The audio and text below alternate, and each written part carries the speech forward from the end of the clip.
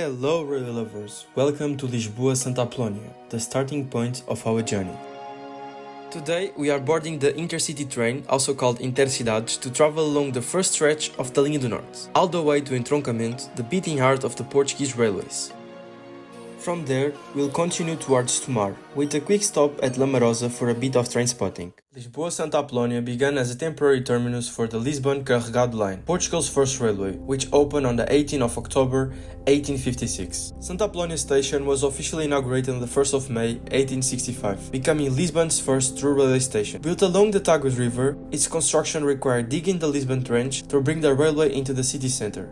With its neoclassic facade and arred platform roof, it became a key hub in the national network, eventually serving international trains like the iconic Sud Express. On the 25th of April 1974, during the Carnation Revolution, the peaceful uprising that overthrew Portugal's dictatorship, Mário Soares returned from exile and later appeared on a balcony at Santa Apolonia, where he was warmly received by crowds singing chants of victory against the regime, marking the station as a symbol of freedom forever. Santa Apolonia has 7 tracks. Platform 1 is where the Alfa Pendular, Portugal's tilting high-speed train, departs for Porto and Braga, with up to 9 northbound service per day. Line number 2 serves intercidades trains as well as interregional services heading to Linha do Oeste. Line number 3 is one of the 2 longest platforms at the station, used primarily for long intercidades train.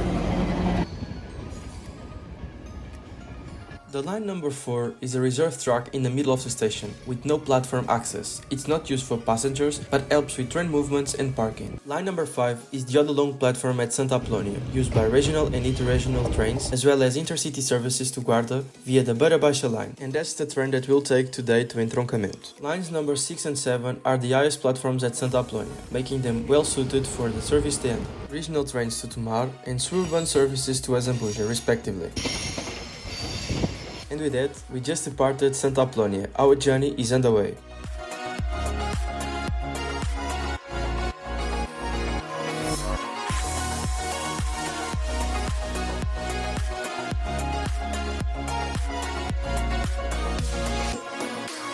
After crossing the Chabregas Bridge, we passed a junction of the same name, a strategic connection that allows trains to head west without needing to reverse at Lisboa Oriente.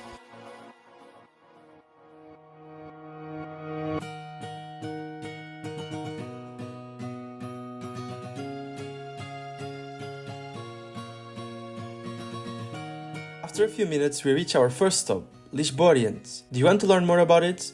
Click the video tagged above.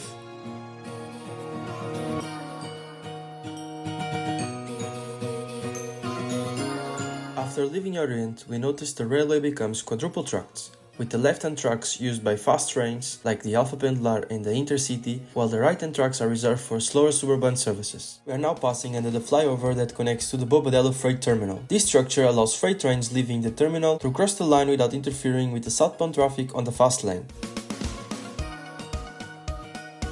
Here we see the Povo flyover, which allows suburban trains to access the slow lanes when leaving Alverca, the last station on this stretch with quadruple track. On the right, we spot the entrance to the ATP Fertilizantes branch line, followed shortly by a Medway freight train waiting to be overtaken. Alverca is the first terminus of all 3 Lisbon suburban service lines that run along the Linha do Norte. Sintra Alverca, this one, Alcântara Terra, Castanheira do Ribatejo, and lastly Santa Apolonia to Azambuja. Our second stop is Vila Franca de Xira, a city known for its strong bullfighting tradition.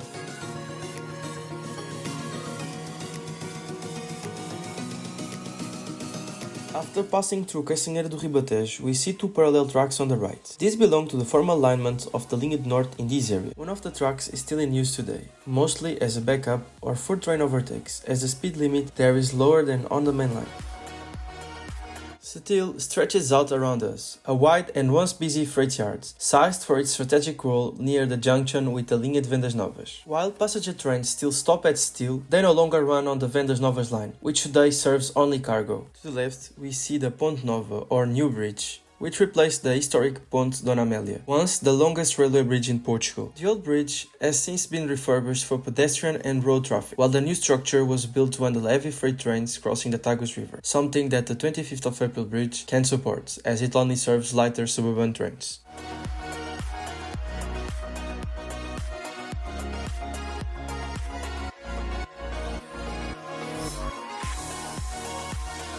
As we are approaching Santarém, let's take a moment to explore the history of the tracks we've traveled so far. Part of the legendary Linha do Norte, Portugal's first railway. The journey began with the opening of the Lisboa-Carregado section, inaugurated on the 28th of October 1856, marking the birth of the railway transport in Portugal. The line then gradually extended, Carregado to Virtudes, 31st of July 1857, Virtudes to Santana Cartaz, 28th of April 1858, Santana Cartaz to a Seca railway bridge, 29th of June 1858, reaching the city of Santarém at 1st of July of 1861. The stretch Santarém to Entroncamento was inaugurated in 7th of November 1862.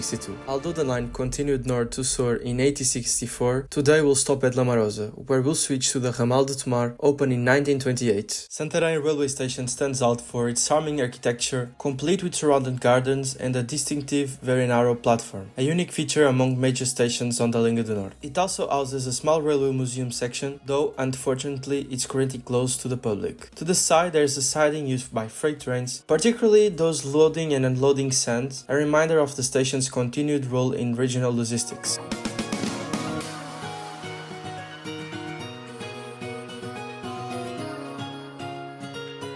Just a few meters north of Mata de Miranda Halt, construction is nearing completion on a new overtaking area, as you can tell by the bright white ballast typical of fresh laid truck. We are now entering the Entroncamento area, home to the largest railway facility in Portugal. Its name literally means junction, reflecting its role as the meeting point of two major lines, the Linha do Norte and the Linha da Beira Baixa, which runs towards Castelo Branco, Covilhã and Guarda. Today, Entroncamento is a major railway hub with several important facilities. Terminal do Val do Tejo, where some Medway freight trains are loaded and unloaded, the MSC terminal for cargo handling, the CP Parque Oficinal, the main workshop where many trains maintenance tasks take place, including mid-life renovations of Alfa Pendular trains and upgrades to the class 2240 with the new LED headlights, dedicated workshops for Medway trains, the triagem, sorting yard, where freight trains pause so wagons can be rearranged or locomotives swapped. The passenger station, serving many routes, we'll talk about this later. And the National Railway Museum, located right here in Entroncamento, houses one of the richest collections of railway items and historic trains in Portugal. Today we are lucky to witness some chanting operations as the museum reorganizes its rolling stock inside the main shed. Taking the spotlight was a yellow diesel shunter known as Sentinel, built under license from the British Sentinel Wagon Works Ltd. It was in charge of moving several vintage wagons into position. And the cherry on top of today's visit? The presence of a magnificent Class 1800 locomotive, a powerful machine built by English Electric, and one of the icons of Portuguese diesel traction. From the few cities in Portugal that were constructed due to the railways, Entroncamento is the biggest. What was once an empty land grew into a thriving town thanks to the railways passing through. In the 1940s, over half of the local population worked for the Portuguese Railways CP. The city's coat of arms features railway tracks and a signal, symbolizing this deep connection to the railway industry.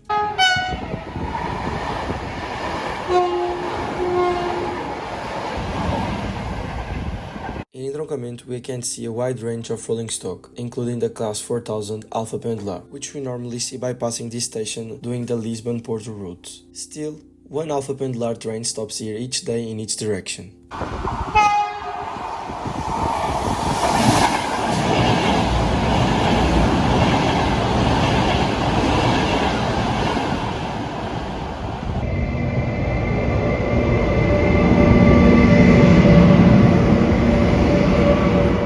Intercity service stop at Entroncamento, offering direct daily connections to Porto, Braga, Guimarães, Valença and Guarda. There are two types of trains to Guarda, one via the Beira Baixa line, which branches off here at Entroncamento, as mentioned earlier, and another via the Beira Alta line, which diverges further north at Pampilhosa. At the time of this video, however, the Beira Alta service only runs as far as Coimbra B, with the remainder of the journey to Guarda completed by bus, since the Beira Alta line remains closed. Now for nearly 3 years, despite an initial 9-month requalification plan.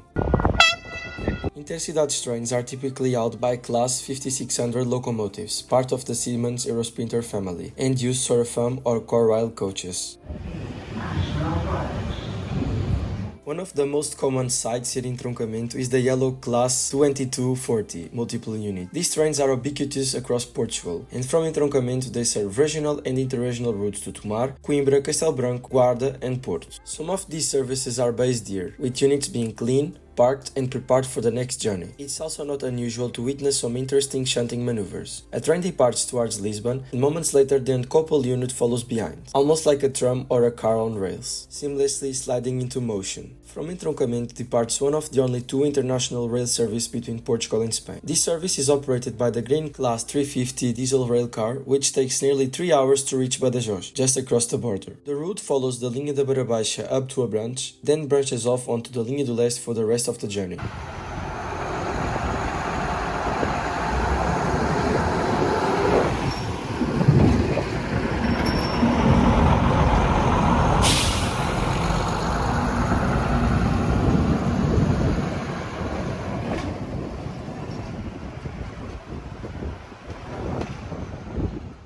It's also not unusual to see these rail cars moving around the station area, whether heading to the refueling bay or being cleaned and prepared for the next trip.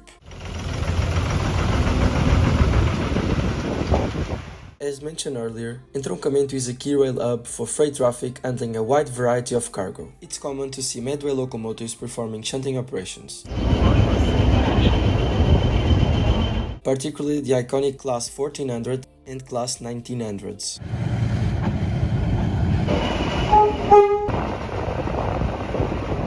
Today, we are lucky to catch a glimpse of the rare Class 1960, the only one still in operation. Nicknamed Bombardeira in Portuguese, it earned its name for being designed by Bombardier. It's a real treat for any train spotter.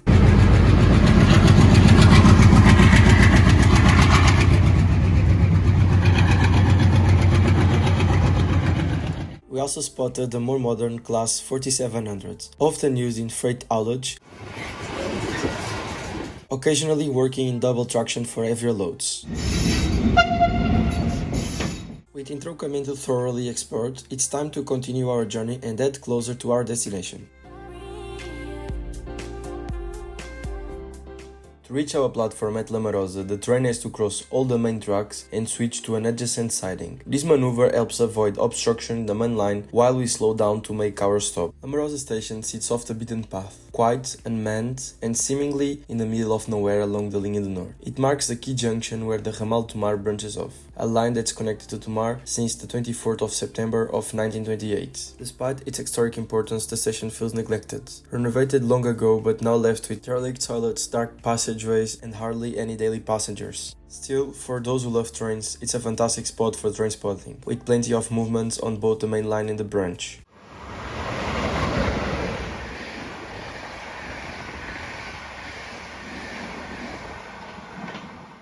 Since the ramal Tomar is a single track and relatively short line, trains traveling in opposite directions often cross at Lamarosa.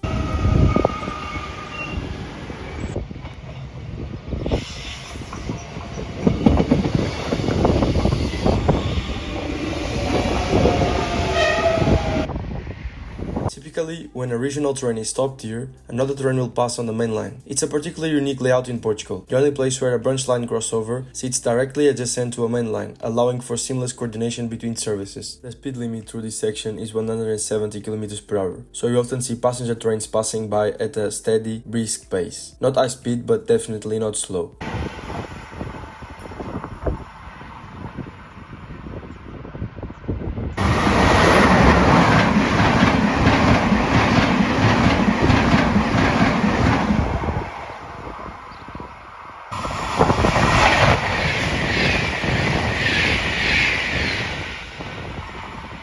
In contrast, you might spot a Continental Rail freight train, a relatively new company operating in Portugal, moving more slowly, still gaining momentum after departing from Entroncamento. And off we go, branching off the main line and entering the quieter track of the ramal Tomar, leaving behind the busy pulse of the Linha do Norte. Shortly after, we stop at Sousa Vila Nova, with just a road separating us from the Linha do Norte. Unfortunately, no trains passed during our stop, but it's still an interesting station. Even though it's not a mainline station, you can still catch plenty of trains rushing by on the adjacent tracks.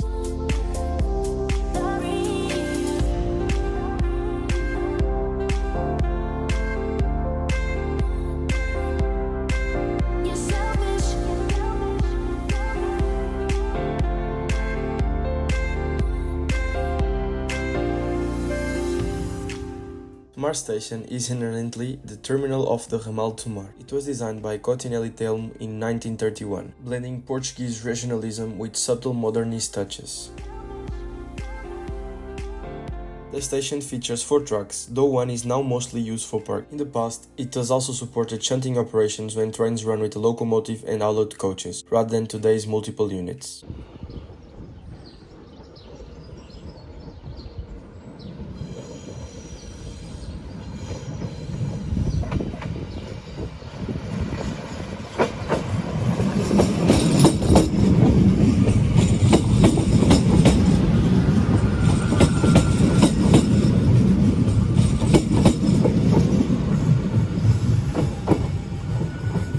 Despite being a terminus, this well-kept station isn't particularly busy. It serves a modest number of regional and interregional trains to Lisbon, with a steady but calm flow of daily passengers. Beyond the station, Tomar is a city full of charm and history, known for its Templar heritage, cobbled streets, and the majestic Convent of Christ, a UNESCO World Heritage Site.